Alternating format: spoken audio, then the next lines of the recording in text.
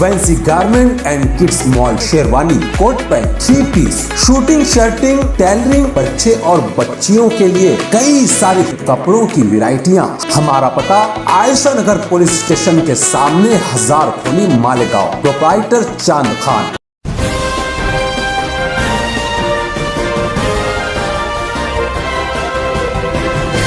मानव समाचार, मानवता के हक में। और एक खुशी की बात है कि मालेगांव शहर के अंदर नए सीएम हमारे 30 तारीख को मालेगांव पधार रहे, तशरीफ ला रहे हैं, उनका आगमन होने जा रहा है। बड़ी खुशी की बात है। मुझे अच्छी तरह याद है कि जब 95 में युति सरकार थी,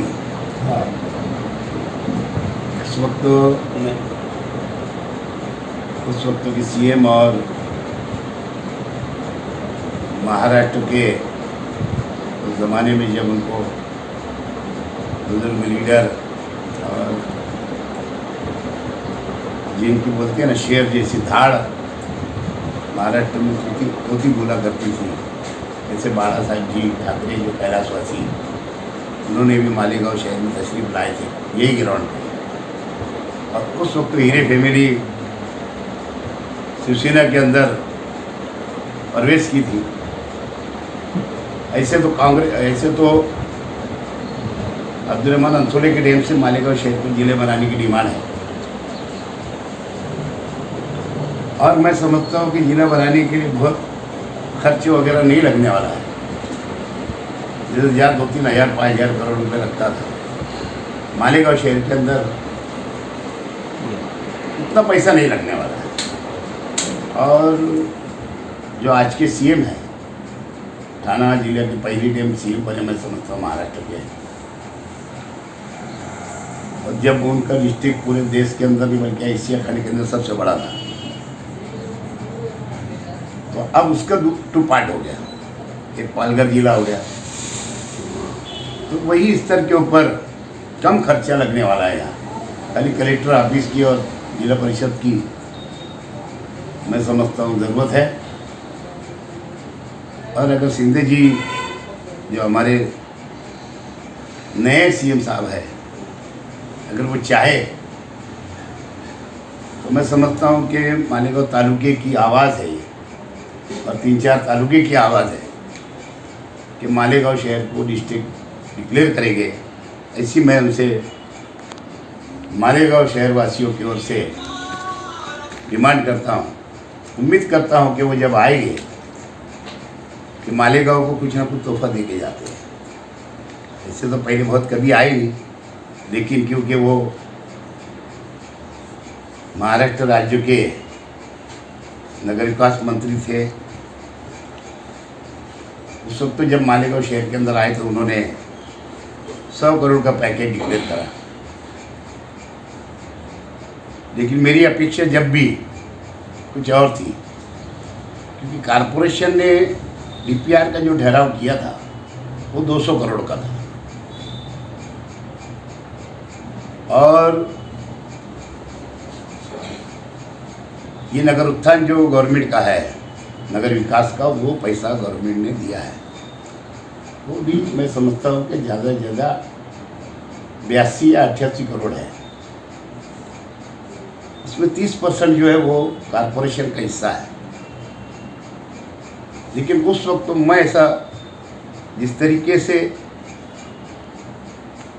जिसको बोलते हैं ना खुफिया तरीके से डीपीआर बनाया गया, ठहराव एक राय से महापालिका ने करी, उसके अंदर कोई पक्षों ने विरोध नहीं किया, क्योंकि जो 200 करोड़ का डीपीआर बनाया गया, बनाने की बात थी, वो मेरे पास पेपर है, अभी देने वाला हूँ आप लोग को। वो शहर के पूरे प्रमुख रास्ते, चाहे वो आउटर के हो, चाहे वो मालेगांव शहर के हो, शहर के अंदर आने वाले तमाम रास्ते उसके अंदर लिए गए थे। शहर के बहुत सारे मेन रास्ते भी उसके अंदर मैंने सुझाया था, मेरी तरफ से मैंने वो डीपीआर में डाला था।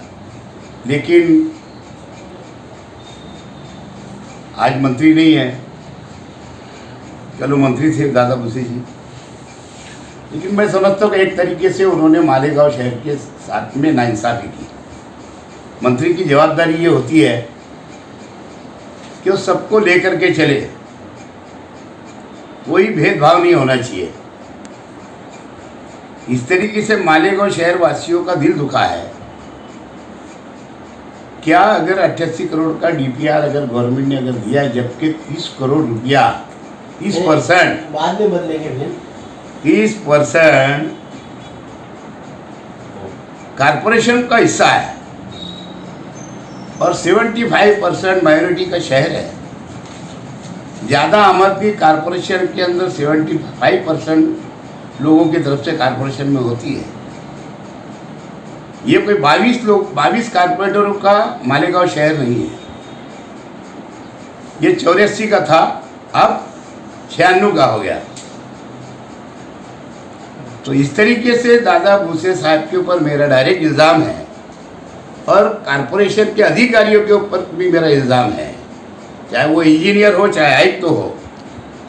इन लोगों ने मालेगांव की जनता के साथ में धोखा किया, जबकि कम से कम 88 करोड़ में से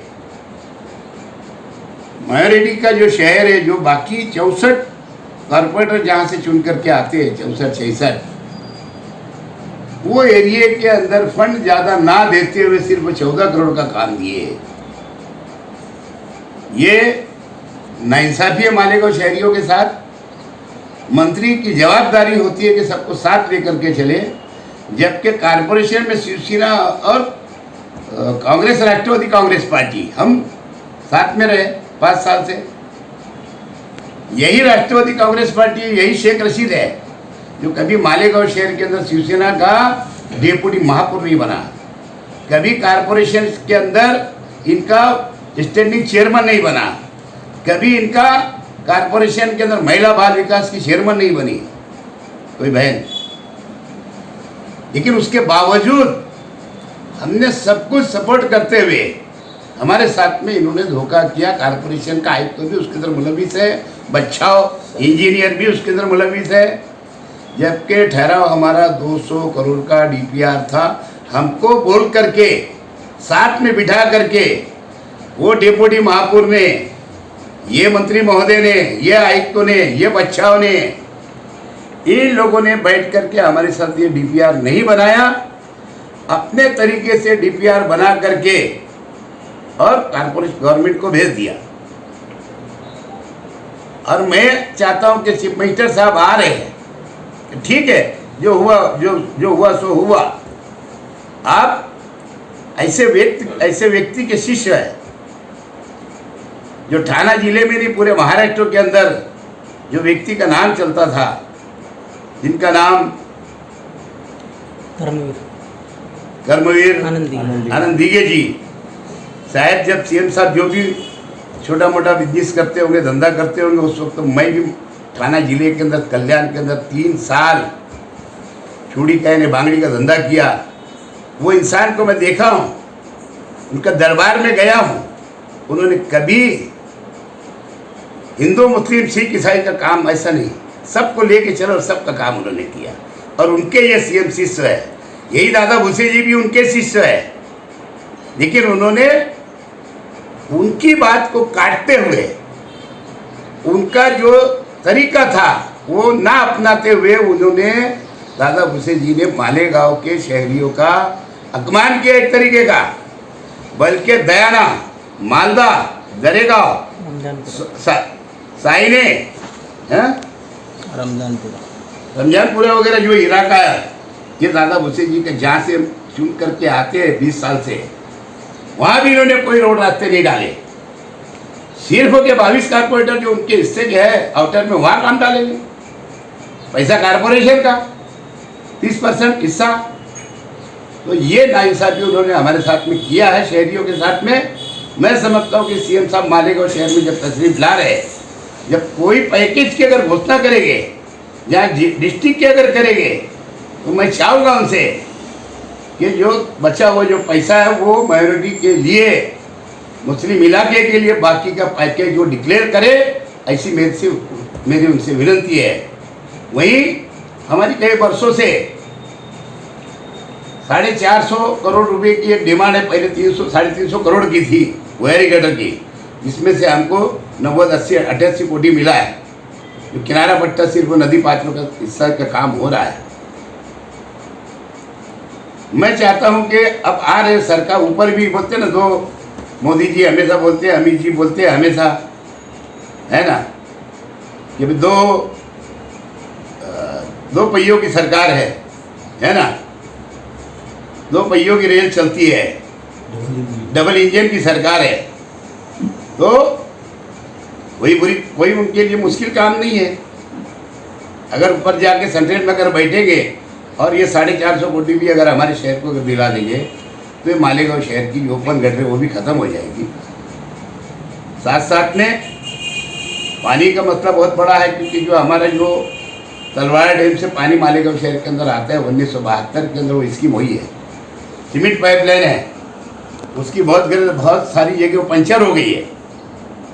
वो उसके लिए भी कम से कम 80 करोड़ रुपया सरकार ने देना चाहिए अलग से, जबकि उसके अंदर कारपोरेशन का हिस्सा नहीं रहना चाहिए। 100% का पैसा देना चाहिए गवर्नमेंट ने।